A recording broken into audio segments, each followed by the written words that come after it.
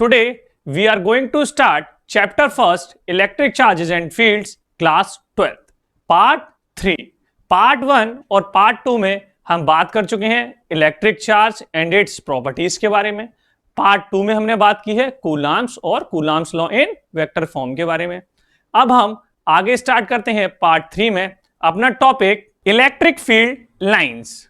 An electric field line is an imaginary line or curve drawn through a region of empty space so that it's tangent at any point in the direction of the electric field vector at that point. The relative closeness of the lines at some place gives an idea about the intensity of electric field at that point.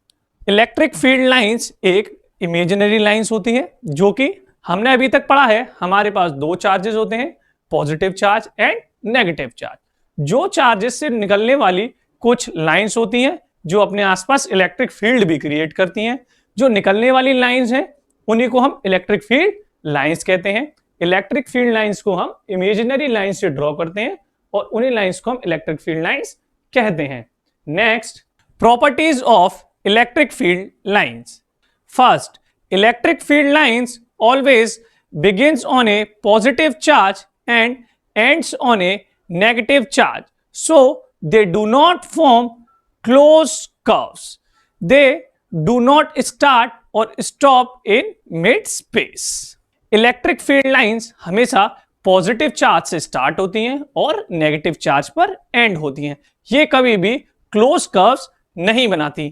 जैसे हमारे पास दो charges हैं, plus Q charge minus Q charge. Plus Q charge से निकलने वाली electric field line हमेशा outwards होती हैं और नेगेटिव चार्ज से निकलने वाली इलेक्ट्रिक लाइन हमेशा इनवर्ड्स होती हैं। टिल फ्रॉम इनफाइनाइट ये होती है till infinite. Next point, the number of electric field lines leaving a positive charge or entering a negative charge is proportional to the magnitude of the charges. जो electric field line से positive charge जितने enter करते हैं उतने ही negative charge उसमें magnitude के proportional होते हैं। The number of electric field lines leaving a positive charge और entering a negative charge is proportional to the magnitude of the charge.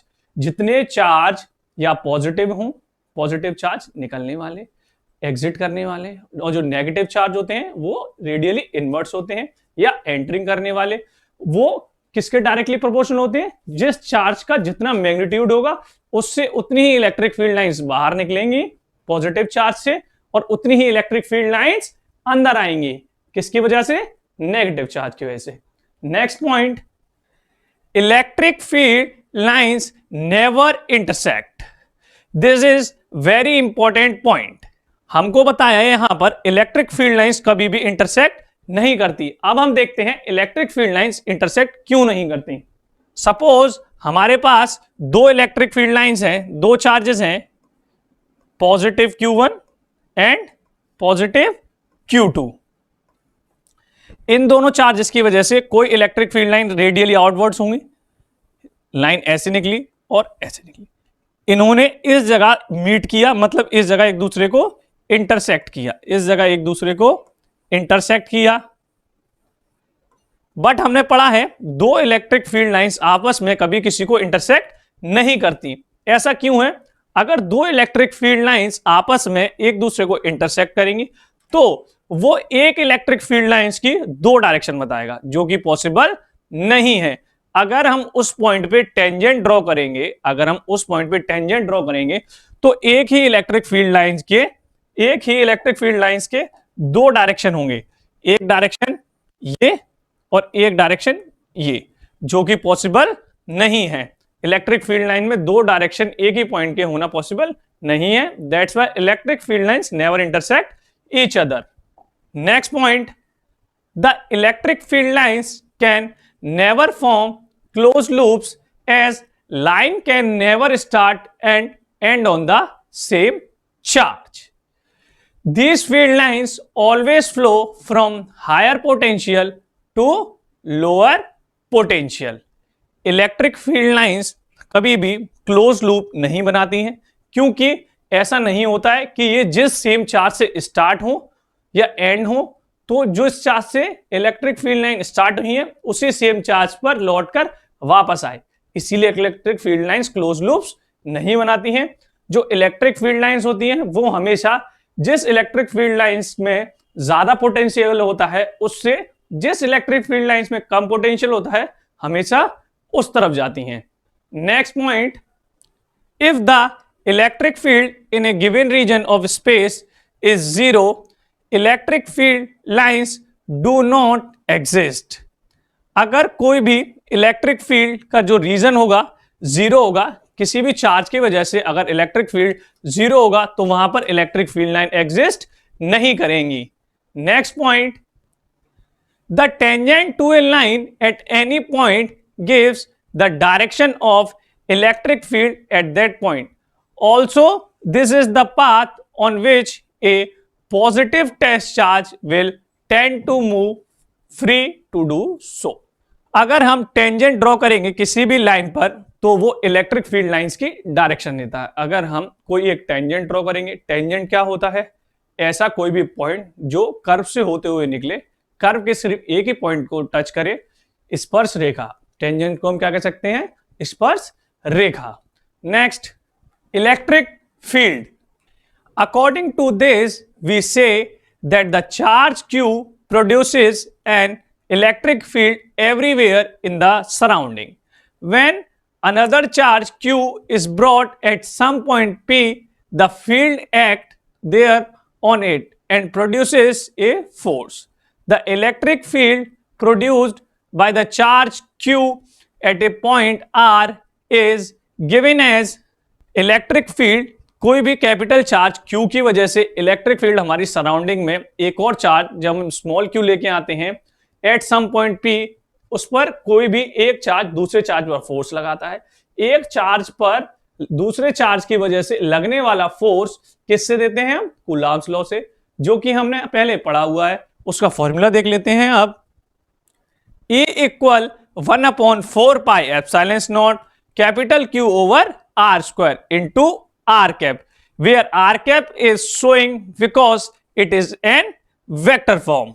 Next, we obtain the force F exerted by a charge Q on a charge small q as F equals 1/4 pi epsilon naught capital Q into small q over R square into R cap.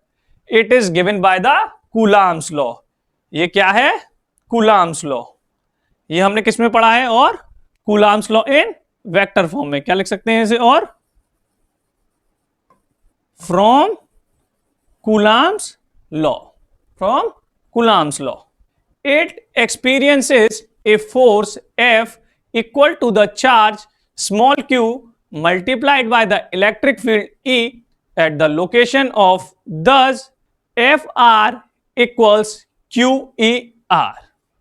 कोई भी एक charge experience करेगा force F, वो किसके multiple होगा? उसमें electric field intensity के और उसके चार्ज के। इसीलिए F equal Q into E, where Q is the charge and E is the electric field. The SI unit of electric field is newton per coulomb. SI unit newton per coulomb कैसे आई? यहां पर हम जो electric field है उसको E equals F upon Q भी लिख सकते हैं। फोर्स की SI यूनिट क्या होती है? न्यूटन। चार्ज की coulomb. That's why newton per coulomb is the SI unit of electric field. Next, some important remarks we gate.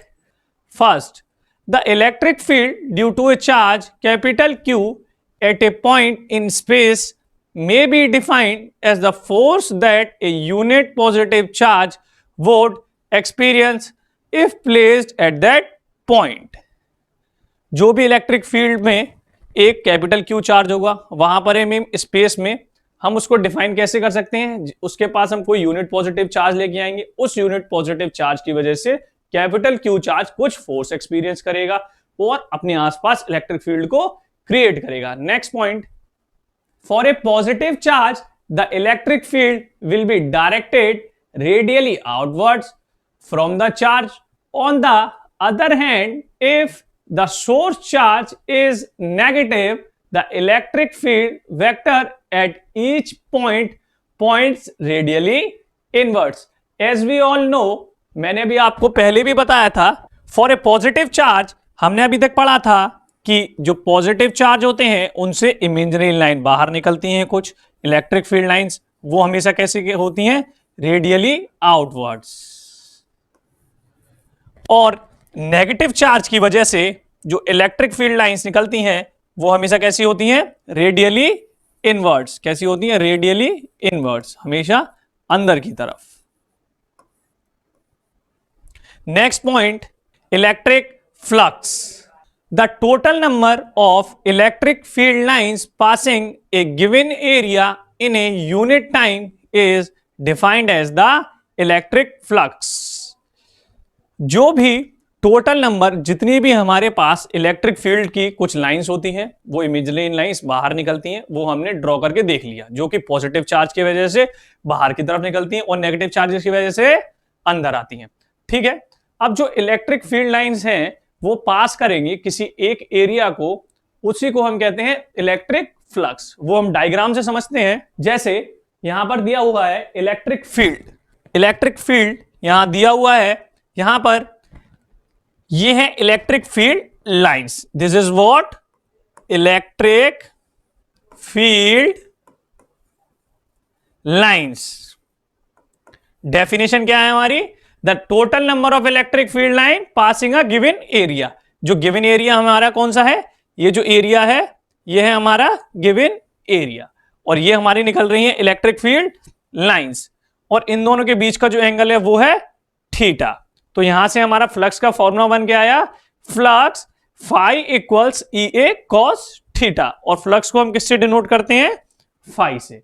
Next, electric flux formula, phi P equals E A, where the same plane is tilted at an angle theta, the projected area is given as A cos theta, and the total flux through the surface is given as phi equals EA cos theta।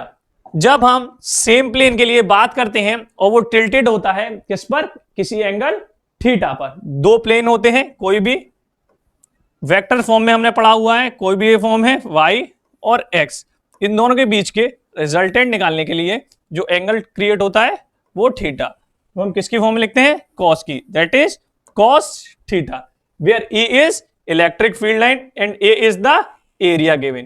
Cos theta is the angle between electric field lines and area, where E is the magnitude of the electric field, A is the area of the surface through which the electric flux is to be calculated.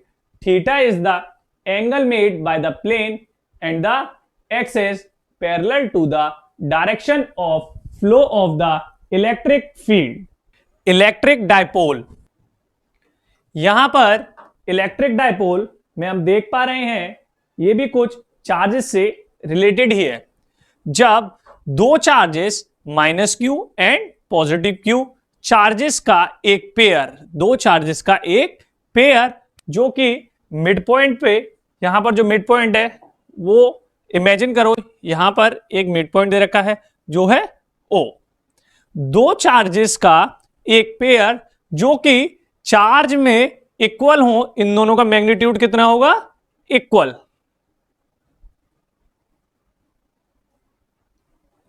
जो कि magnitude में equal हो लेकिन direction में opposite हो, लेकिन direction में charge opposite है, जैसे कि ये माइनस चार्ज है और ये पॉजिटिव चार्ज है, और उन दोनों चार्जेस का डिस्टेंस पॉइंट 0 से 2a हो, 0 से माइनस क्यू चार्ज तक का a एंड 0 से प्लस q चार्ज तक का a। ऐसे पेयर को हम इलेक्ट्रिक डायपोल कहते हैं। फर्दर इलेक्ट्रिक डायपोल का फॉर्मूला होता है P इक्वल्स, इलेक्ट्रिक डायपोल एक वेक्टर क्वांटिटी होती है, P equals 2a into q। किसी भी एक चार्ज का मैग्नीट्यूड और उन दोनों चार्जों के बीच की दूरी को हम इलेक्ट्रिक डायपोल फॉर्मूले में शो करते हैं। इलेक्ट्रिक डायपोल एक वेक्टर क्वांटिटी होती है और इलेक्ट्रिक डायपोल का जो डायरेक्शन होता है वो हमेशा from negative charge to positive charge होता है। अब हम इलेक्ट्रिक डायपोल की डेफिनेशन के बारे में पढ़ते हैं। ऐसा unit of dipole moment is coulomb into metre. Next, an electric dipole is a pair of equal and opposite point charges small q and minus small q separated by a distance 2a. The line connecting the two charges defines a direction in space by convention. The direction from minus q to q said to be the direction of dipole. The midpoint of locations of minus q and q is called the center of the electric dipole की definition के बारे में यहां पे बताया हुआ है। Electric dipole एक पेयर होता है जिसमें कि जो चार्जेस होते हैं q and minus q charge हमेशा अपोजिट चार्जेस होते हैं। कैसे चार्जेस होते हैं? अपोजिट चार्जेस होते हैं जो कि सेपरेट होते हैं किस डिस्टेंस से? 2a डिस्टेंस से। और दोनों चार्जों के बीच के जो मिड पॉइंट होता है उसको हम बोलते हैं सेंटर ऑफ द डायपोल। और जो डायपोल में मोस्ट इंपॉर्टेंट थिंग है वो है इसकी डायरेक्शन। इलेक्ट्रिक फील्ड डायपोल कैसा एक क्वांटिटी है? Electric field dipole is a vector quantity. ये एक वेक्टर क्वांटिटी है क्योंकि इसमें एक डायरेक्शन भी होती है जो कि हम आगे न्यूमेरिकल समझेंगे, उनमें बहुत इंपॉर्टेंट होती है। इलेक्ट्रिक फील्ड डायपोल की डायरेक्शन हमेशा माइनस q चार्ज से लेके प्लस q चार्ज की तरफ होती है। The line joining the minus q charge two plus q charge. Next, the field of an electric dipole. The electric field of the pair of charges minus q and q at any point in space can be find out from Coulomb's law and the superposition principle. The results are simple for the following two cases. जो electric field charges होते हैं minus q and plus q वो हम space में रखते हैं। वहां से उस डायपोल के पास एक हम पॉइंट चार्ज रखते हैं। उस डायपोल की वजह से, उस पेयर, डायपोल मतलब पेयर ऑफ चार्जेस की वजह से एक जो पॉइंट चार्ज स्पेस में हमने रखा हुआ है उस पर कितना फोर्स लग रहा है वो हम कूलम्स लॉ से निकाल सकते हैं। कूलम्स लॉ प्रिंसिपल से हम उसे सॉल्व करेंगे। वो भी दो पार्ट्स में होता है, दो केसेस में होता है। पहला केस होता है when the point is on the dipole axis. पहला कब होता है? जब पॉइंट कब होगा? एक्सिस पर। दूसरा point when it is in the equatorial plane of the dipole. जब दो एक्सिस हैं हमारे पास, जब dipole minus q plus q और यहां पर एक पॉइंट चार्ज है q nought that is of magnitude 1 coulomb. जब एक डायपोल इस 1 कूलम चार्ज पर फोर्स लगाएगा तो जब हम इस डायरेक्शन में उसके बारे में बात करेंगे वो हमारी आएगी डायपोल एक्सिस के बारे में।